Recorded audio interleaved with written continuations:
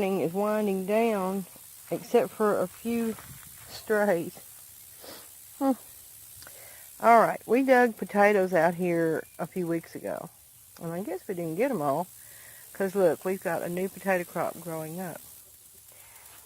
There might even be some over in these weeds. I don't know, but it's just terrible. We had a goat out here for a while, and he did pretty good at eating it around, but now he's not here and everything's shot back up. Anyway,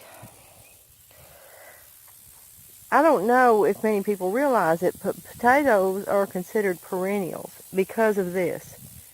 Because any bits left behind or any potatoes in the ground will begin growing again.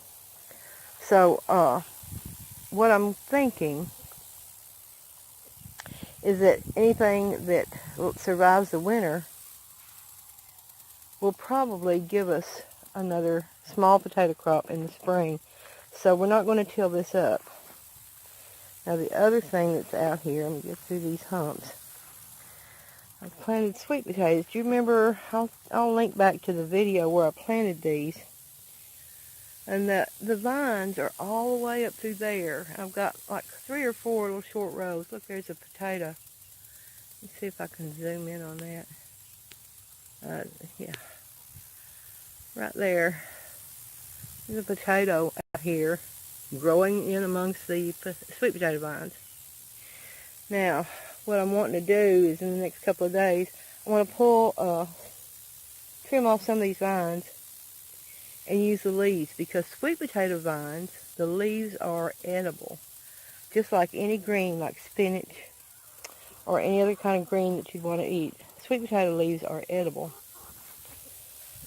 So yeah, look at this. This is a whole row that we missed. We were digging, but apparently we were digging alongside the row and we missed them. And there's a big one over here. We could possibly, look at this, there's a big one here, there's a big one there. We could possibly come out right after frost maybe and dig these, because we'll still be able to see the tops of them. Let me take you around to the other part. The grass is terrible everywhere.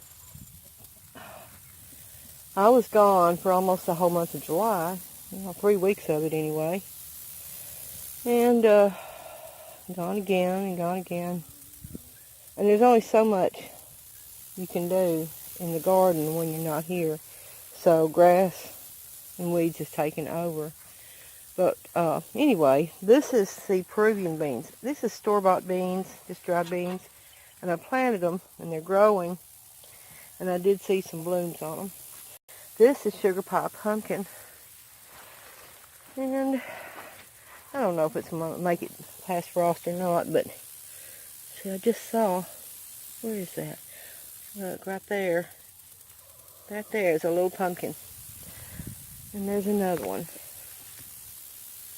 I'm just letting these guys sprawl. Let them go where they want to. Some of them decided to go ahead and climb the fence, but some of them are sprawling to the side, and that's fine. I had planted cabbage seeds in this little spot, but they just didn't start up, so I'll have to do something different next spring. It's probably just too late planting them. But anyway, the pumpkins are growing, and we'll see what happens with those. Looks like I need to come out and cut with my knife and cut some okra. Probably get enough for a meal. Next year I plan on doing at least 3 rows of okra, because getting just a few every now and then just doesn't work for us. I don't know if you remember, I came out and I had taken some cuttings from tomatoes, and they're out here and growing, but I bet you they don't make, because it's so grassy and the weather's so weird. Excuse me. All this, there's still pollen. It doesn't matter what time of year it is in Arkansas. But see, it's getting heavily overcast, so it's going to rain. And it means I'll have to get the goats that are out on their tethers right now. I'm going to have to get them put up in their pen again. This is my second round of purple hull peas in this row. And there's still some left in this other row. You can't see them for the grass. But anyway, I'm going to, what I've decided to do with these is just let them grow until frost and dry off. And then I'm just going to shell out dry peas and use them. I might can them. Probably will. And somewhere over in here, there you can kind of see them starting through. There's turnips.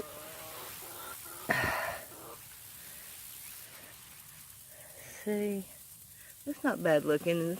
The whole row is turnips, so and they will last past frost. They don't mind being frosted on.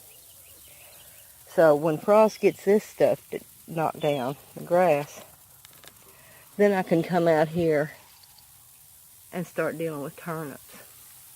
But for right now, I'm just letting them grow.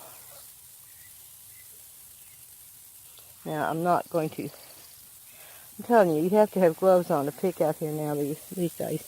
See, I've got some dried peas already. I'll just pull all the vines up later on.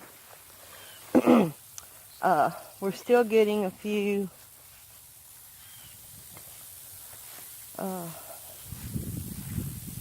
little Mexican cucumbers. I planted collards in here, and some of them have come up, and they're all down through here.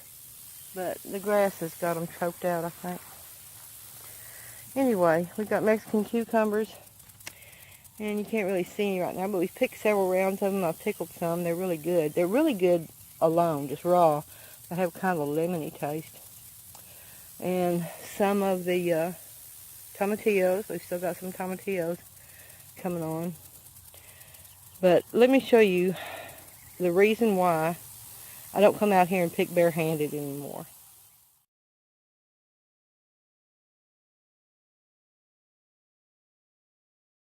Did you see that little spider and the wound my son got picking barehanded? From that spider. It's called a lynx, a green lynx spider, and you really can't see them on these vines or in the grass. They are not deadly poison or anything, but they do give you a very painful wound. And they don't build webs. They do have a way to do webs so they can jump from plant to plant, but they don't build webs. They just attack insects. They're actually very good on killing insects in the garden, and they're one of the most common spiders for killing insects in the big fields, soybean fields, cotton fields, all that. They're very common to those fields. I don't think they're used a lot just as a insecticide, but they will kill and eat a lot of insects. Now right there you can see the closed up blooms, just the seed heads now, of the Jerusalem artichokes. Quite a few of them bloomed, and when after they bloom and begin to die back, that's when you dig them. So it's almost time to be digging Jerusalem artichokes. I've got some here and some behind the cabin. If they spread, that's fine, because the plants, the green part, is actually great for feeding to goats. And the chokes themselves are okay for feeding to chickens, and we eat them too. The most surprising thing that we've had are these grape tomatoes. They have just kept on and kept on producing. We picked some like the day before yesterday, and there's tons more, and I'm sure they'll continue to produce until frost. Okay, I guess that's it for my garden update.